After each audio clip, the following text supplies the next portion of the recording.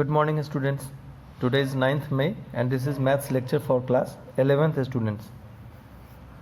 Today we are going to deliver 27th lecture and in this lecture we will discuss functions and its related problems. So in the last lecture we have discussed regarding function and domain, range and codomain. These things we have discussed. So in today's lecture we have to solve some problems on domain and range. चलो थोड़ा सा पहले recall कर लें. देखो, अगर कोई ये सेट है, इसके अंदर एंट्रीज हमने कुछ ले लिया, suppose A B C D, और यहाँ पर हमने कुछ एंट्रीज कंसिडर कर लिया 1 2 3 4 5. तो हमने इनका रिलेशंस इस तरीके से रिप्रेजेंट कर दिया, मान लिया ऐसे. ठीक है, तो देखो ये जो सेट ए है, मान लो ये सेट ए है, ये सेट बी है, तो हम लोग यहाँ पर फंक्शन बना रहे हैं ए टू बी. ऐसे फंक्शन ए टू बी ऐसा बन रहा है. ये फंक्शन है या नहीं है तुमको पता है ना.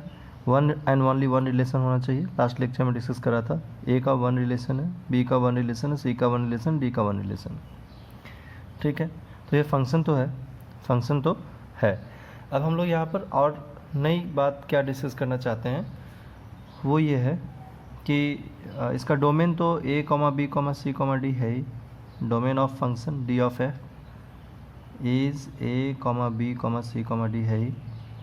Range of function only that element of set B which has its relation with set A element. तो कौन कौन सा एलिमेंट है जिसका सेट ए से रिलेशन है, लेफ्ट सेट से.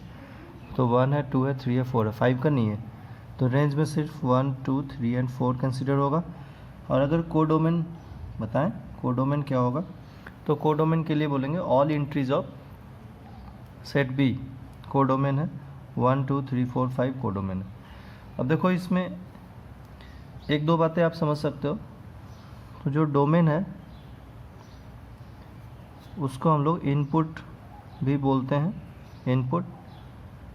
और जो रेंज है उसको हम लोग आउटपुट भी बोलते हैं, आउटपुट भी बोलते हैं. इसका क्या मतलब है, इन जनरल ये जो लेफ़्ट सेट है यहाँ पर हम लोग x समझते हैं कि x की वैल्यूज़ है, और यहाँ पर जो आता है ये f ऑफ x है, आउटपुट है. तो x is input, f of x is output. जैसे मान लो f of x equals to something दिया हुआ है, कुछ भी 2x + 3. तो यहाँ पर इनपुट क्या है x और आउटपुट ये है. जैसे मैंने x इक्वल्स टू 1 पुट करा तो हमें आउटपुट क्या मिलेगा, 2 × 1 + 3 मिला. आपने x इक्वल्स टू 0 पुट किया तो आउटपुट क्या मिला, 2 × 0 + 3. So this x is input and this is your output. तो इनफैक्ट आउटपुट क्या है, f ऑफ x आउटपुट है. f ऑफ x क्या है, आउटपुट है, आउटपुट है, जिसको हम लोग रेंज बोलते हैं. आउटपुट को क्या बोलते हैं, आउटपुट को हम लोग रेंज बोलते हैं, रेंज, रेंज. और x क्या है, इनपुट है, इसको हम लोग डोमेन बोलते हैं, इसको हम लोग डोमेन बोलते हैं. अच्छा, एक बात मैं और तुम्हें बताऊं, जैसे अगर ये f of x equals to 2x + 3 लिखा हुआ है, तो f ऑफ x को हम लोग y भी बोलते हैं, क्योंकि आउटपुट हम लोग वर्टिकल एक्सिस पर दिखाते हैं. जब एक्सिस ड्रॉ करते हैं ना, x एंड y, तो ये जो f ऑफ x है ना, आउटपुट y, जैसे x इक्वल्स टू 1 लिया तो x इक्वल्स टू 1 पर कितनी वैल्यूज आ जाएगी, 2 × 1 + 3, 2 × 1 + 3, तो 2 + 3 5 आ गया. तो तुम 1 2 3 4 और ये 5. ठीक है, मान लो यहाँ y दिखा है, ये 5 है. तो हम लोग x इक्वल्स टू 1 1,5 ये वैल्यूज आ गई.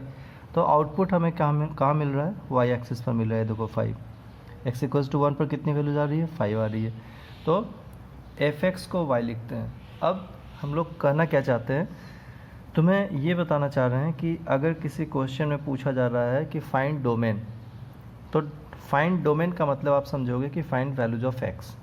ठीक है, domain finding means in general जो हमारा फंक्शन है मैक्सिमम केस में वेरिएबल x में होता है.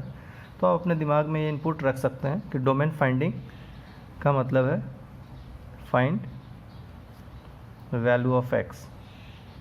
वैसे तो फंक्शन किसी भी वेरिएबल में हो सकता है. t के फंक्शन में हो सकता है f of t 2t + 3, u हो सकता है f ऑफ u 2u + 3, है ना. एफ ऑफ एन 2n+3 कुछ भी हो सकता है, बट इन जनरल एक्स के टर्म्स में मैक्सिमम होता है।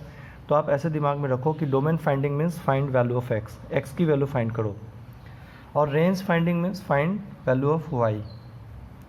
रेंज फाइंडिंग का मतलब है कि आउटपुट फाइंड करना, range finding means find value of y, find value of y, find value of y. Range finding का मतलब वाई की वैल्यू फाइंड करो, वाई की वैल्यू फाइंड करो, ठीक है। और कुछ एक दो छोटी मोटी चीज़ें हैं जो जनरल नॉलेज में यूज हो सकता है, जैसे कि हम लोग ए का इमेज, इसको राइट सेट के एलिमेंट इमेज बोले जाते हैं, तो इमेज ऑफ ए इज़ 1 है ना। इसको ऐसे बोलेंगे कि image of A equals to 1, A का इमेज है 1, तो बताओ बी का इमेज क्या है, 2 है, image of B is 2, image of C is 3, image of D is 4, है ना, जस्ट ए नेम है, इमेज है। और अगर रिवर्स साइड से देखें तो 1 का प्री इमेज ऑफ 1, मतलब हम रिवर्स जा रहे हैं, प्री इमेज ऑफ 1 ए, तो ये इमेज और प्री इमेज है, दो टर्म है। Pre image of 2 is B, pre image of 3 C, pre image of D is 4। ये बस जनरल नॉलेज के लिए दो टर्म्स हैं, कई बार क्वेश्चंस में यूज़ किया जाता है इन्हें, ठीक है। तो चलो इस डिस्कशन को कंक्लूड करें। अभी हमें जब क्वेश्चन आएगा फाइंड डोमेन एंड रेंज के लिए, कोई फंक्शन दिया हुआ है, आप डोमेन एंड रेंज फाइंड करें, तो तुम्हें दिमाग में ये रखना है कि domain find means find value of x, x की वैल्यू फाइंड करो, और range find means find values of y. अच्छा, किस बात के लिए फाइंड करेंगे हम लोग एक्स और वाई की वैल्यू, कि हमारा फंक्शन रियल हो, ठीक है। फॉर व्हाट, सपोज हमें डोमेन फाइंड करने के लिए बोला गया, तो तुम्हारे दिमाग में क्या होना चाहिए कि for what value of x और फंक्शन इज़ रियल, एक्स की किस वैल्यू के लिए हमारा फंक्शन रियल हो, मतलब एक्स की किस वैल्यू के लिए हमें रियल आउटपुट मिले। यहाँ आप कौन कौन सा एक्स पुट कर सकते हो, रियल, कौन कौन सा रियल एक्स पुट कर सकते हो जिसके लिए हमें रियल आउटपुट मिले, रियल आउटपुट मिले, x should be real number. तो रियल नंबर तो हमारे -∞ से +∞ तक होते हैं नंबर लाइन पर, ये नंबर लाइन है, ये 0, तो -∞ से +∞ तक होते हैं। इनके बीच आप कौन कौन सी एक्स की रियल वैल्यूज़ पुट कर सकते हैं, कहाँ से कहाँ तक पुट कर सकते हो जिसके लिए ये आउटपुट रियल आए, ये बात दिमाग में रख के हमें प्रोसीड करना है। तो चलो आप कुछ क्वेश्चन इस पर डिस्कस करें।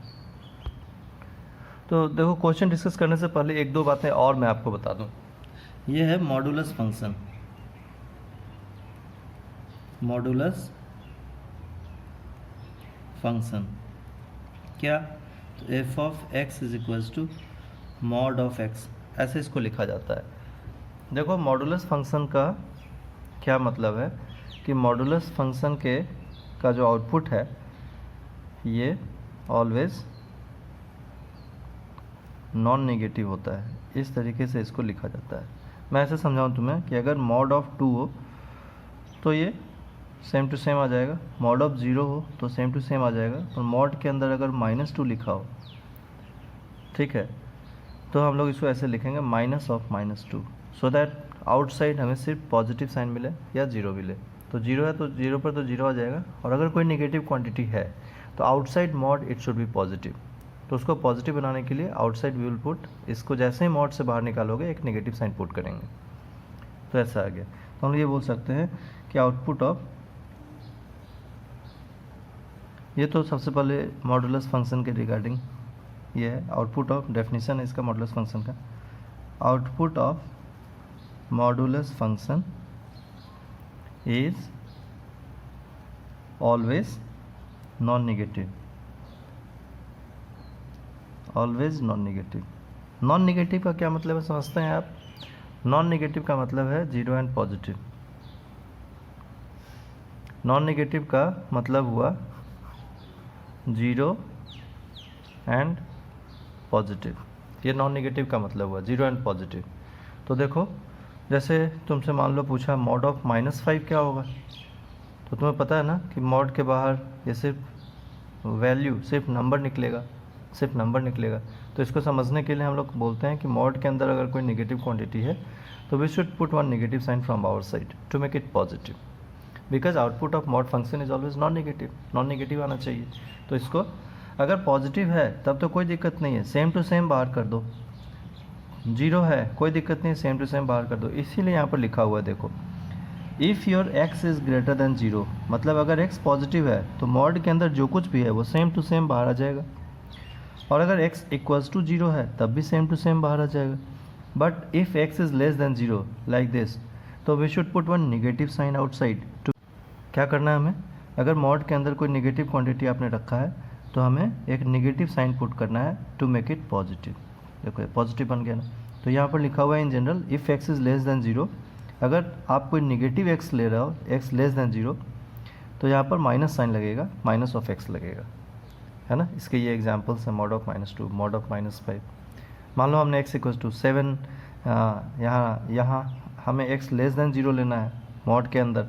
तो मॉड के अंदर अगर x लेस देन जीरो तुम कोई वैल्यू -7 लेते हो, तो डेफिनेशन क्या कहता है, इसको माइनस ऑफ दिस वैल्यू लिखो, है ना। मॉड के अंदर x है, ये अगर नेगेटिव है तो इसको नेगेटिव साइन से माइनस ऑफ x से बाहर करना है, so that to make it positive.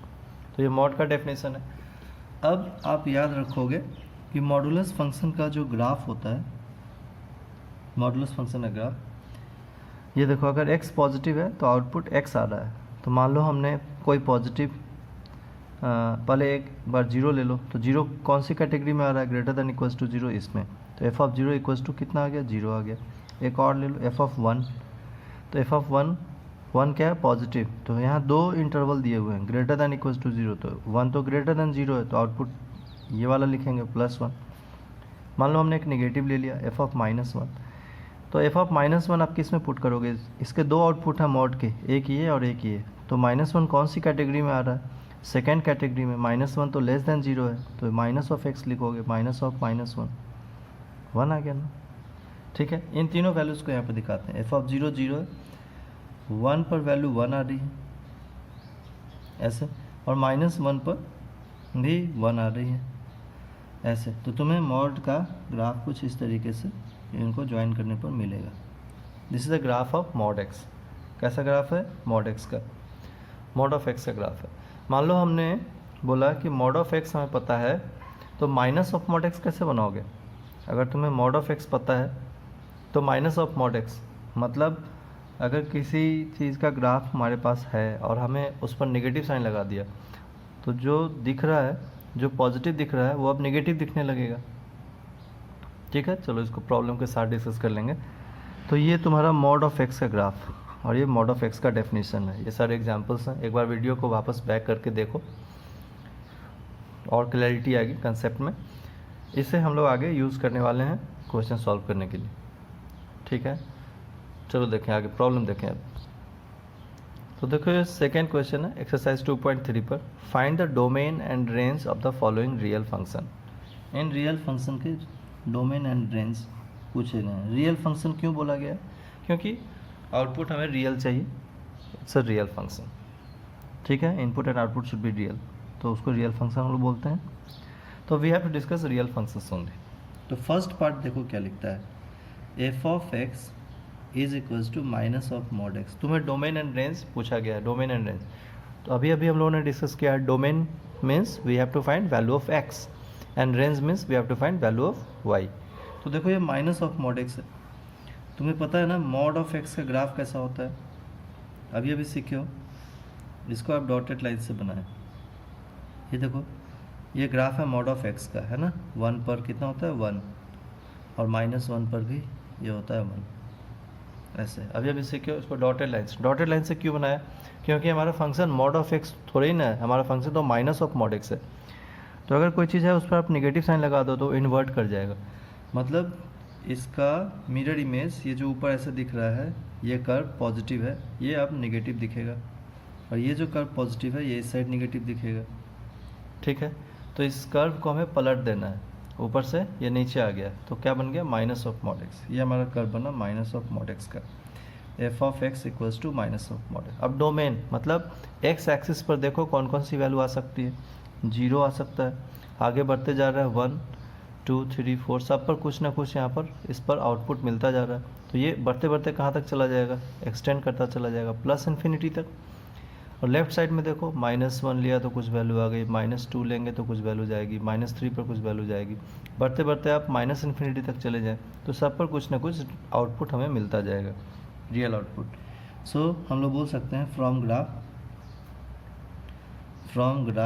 DF मतलब domain of the function, domain of the function is real number, और RF मतलब range of the function, range of the function, इस function का range, इस फंक्शन का रेंज क्या है, तो आउटपुट हमें रेंज मतलब y की वैल्यू, तो y की वैल्यू क्या आ रही है, ये देखो ये ग्राफ है, इसका मैक्सिमम कितना आ रहा है, रेंज मतलब मिनिमम टू मैक्सिमम क्या आ सकता है इसकी value, minimum value to maximum value, तो मैक्सिमम वैल्यू इस पॉइंट पर है, मैक्सिमम वैल्यू कितना है, 0 है, y एक्सिस पर, ऊपर बढ़ोगे तो पॉजिटिव होगा, नीचे जाओगे तो नेगेटिव होगा, इस पॉइंट पर भी क्या है, वैल्यू y की 0 है, तो ये नीचे की ओर खुला है, नीचे कहाँ तक जा रहा है, ये वैल्यू डाउन टू ओपन है, तो नीचे ऐसे ये जाते ही जा रहा है वैल्यू नीचे की तरफ, ऐसे ये बढ़ता ही जा रहा है इधर भी, मतलब ये आउटपुट हमें कहाँ तक जा रहा है, -इन्फिनिटी तक, ऊपर +इन्फिनिटी है, नीचे -इन्फिनिटी है, तो 0 मैक्सिमम 0, और नीचे कहाँ जा रहा है, -इन्फिनिटी, तो रेंज हो गया -इन्फिनिटी टू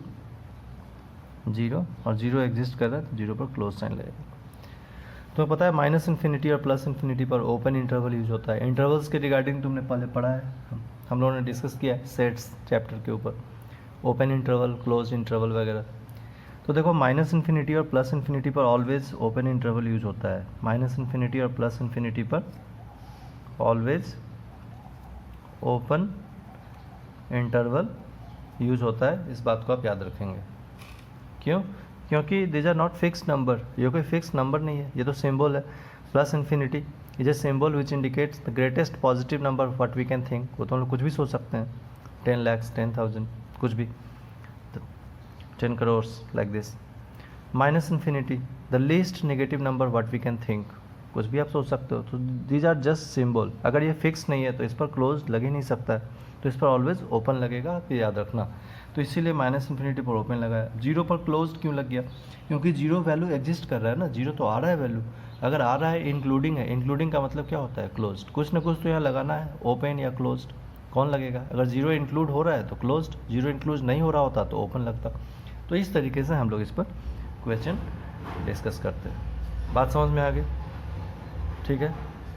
तो ये हमारा आंसर हो गया डोमेन एंड रेंज का। देखो ये सेकेंड पार्ट क्या कहता है, √9 - x², तो तुमने देखा होगा ना, रूट के अंदर अगर स्क्वायर रूट के अंदर कोई भी चीज़ है तो वो कैसा होना चाहिए, पॉजिटिव होना चाहिए, तो हम लोग यहाँ जो लिखा हुआ है f(x) √ 9 - x², तो आप 9 - x² को >= 0 रखो, तो यहाँ से तुम्हें क्या मिलेगा, यहाँ से हमें मिलेगा इसको 9 > -x² को उधर भेजो x²। अब आप इधर से देखो, इधर से कैसा दिख रहा है, x² <= 9, तो इसको ऐसे हम लोग लिखेंगे x² <= 9। अब हम इसमें अगर स्क्वायर रूट लें, तो स्क्वायर रूट लोगे ना तो आप यहाँ पर मॉड का साइन लगाना, मॉड ऑफ x <= 3, x² <= 9, तो मॉड ऑफ x <= 3, ठीक है। इस मॉड साइन को क्यों लगाया जाता है वो भी देखो, अब आप ऐसे बोलेंगे कि यहाँ पर कि मॉड साइन को हटा करके +- x लगाएं <= 3, तो अगर सिर्फ प्लस लेते हो तो x <= 3 और -x <= 3, ठीक है, बात समझ में आ गई। अब इस नेगेटिव साइन को अगर हम दूसरे साइड भेजें तो साइन इनइक्वलिटी की चेंज हो जाएगी और नेगेटिव साइन उधर लग जाएगा, तो तुम्हें रिजल्ट मिला x <= 3 एंड > -3, इसको नंबर लाइन पर दिखाओ, देखो ये -3 है +3 है, तो x की वैल्यू -3 से ग्रेटर होनी चाहिए बट 3 से लेस होनी चाहिए, तो इसके बीच आ गई, तो हमारा डोमेन क्या हुआ, -3 से 3, तो domain of the function, this implies domain of the function is closed -3 to 3 closed, बात समझ में आ गई। अच्छा ऐसा हमने क्यों लिखा, -x <= 3, तो ये साइन क्यों चेंज हो गया, निगेटिव मल्टीप्लाई किया हुआ था ना, इसका मतलब क्या है, -1 × x है <= 3, -x <, तो नेगेटिव साइन मल्टीप्लिकेशन में आप उसको उधर भेजोगे तो इनइक्वलिटी की साइन चेंज हो गई, क्यों चेंज हो गई, ये बेसिक है, इसको ऐसे समझ सकते हो कि मान लो मैंने लिखा कि -2 < 3, सही बात है ये, -2 < 3 करेक्ट है ना, -2 3 से लेस होता ही है। अब तुम ऐसे समझो कि ये लिखा है -1 × 2 < 3, लिख ही सकते हैं, अगर तुमने -1 को उधर भेजा और इनइक्वलिटी का साइन चेंज नहीं करा, इधर समझा देता हूँ, देखो ये -1 × 2 < 3 है। हमने -1 को उधर भेजा और इनइक्वलिटी का साइन अगर चेंज नहीं करेंगे तो क्या होगा, इनइक्वलिटी का साइन वही ना, तो ये मल्टीप्लिकेशन में डिवीजन में हो जाएगा। तुम्हें क्या मिलेगा, 2 < -3। ये तो रॉन्ग है ना, 2 < -3, क्योंकि 2 तो ग्रेटर देन -3 है। इसीलिए कहा जाता है कभी कोई नेगेटिव क्वांटिटी हो, उसको राइट साइड भेजना हो और वो मल्टीप्लिकेशन फॉर्म में है, तो भेजते ही इनइक्वलिटी का साइन चेंज कर लो। उसको राइट साइड भेजते ही, जैसे ही नेगेटिव क्वांटिटी मल्टीप्लिकेशन फॉर्म में है, आप उसको इनइक्वलिटी के राइट साइड भेजते हो, इनइक्वलिटी का साइन तुरंत चेंज कर लें नेक्स्ट स्टेप में, क्योंकि ऐसा करने पर ही हमें जो नेक्स्ट स्टेप मिलेगा वो करेक्ट होगा। इसीलिए कहा जाता है whenever we have a negative quantity in multiplication form and if we have to shift it in other side of inequality, then change your inequality sign in next step। ठीक है, भेजते ही चेंज कर लें। इसलिए हमारा डोमेन हुआ -3 to 3। बात समझ में आ गई। अब रेंज की बात है, तो देखो आप अपने फंक्शन में एक बार -3 रखो, क्या मिलेगा तुम्हें, f ऑफ -3 क्या मिलेगा। रेंज के लिए इधर बात करते हैं, तो f ऑफ -3 √9 -3 का स्क्वायर, ये 0 आ गया। f ऑफ 3 √9 ये भी 0 आ गया। तो बीच की न्यूट्रल वैल्यू 0 पुट करो, f ऑफ 0 √9 - 0 कितना है, 3। इसका मतलब रेंज की मिनिमम वैल्यू 0 और मैक्सिमम वैल्यू 3 आएगी। फंक्शन की मिनिमम वैल्यू 0, मैक्सिमम वैल्यू 3 आएगी। तो रेंज क्या हुआ, मिनिमम टू मैक्सिमम। तो range of the function is closed 0 to 3 closed. ठीक है, फिर हम लोग इस पर आगे नेक्स्ट लेक्चर में डिस्कस करेंगे। आज के लिए इतना ही। एक बार वापस वीडियो को देखो और क्लैरिटी आएगी कंसेप्ट की। So that's it for today, thank you.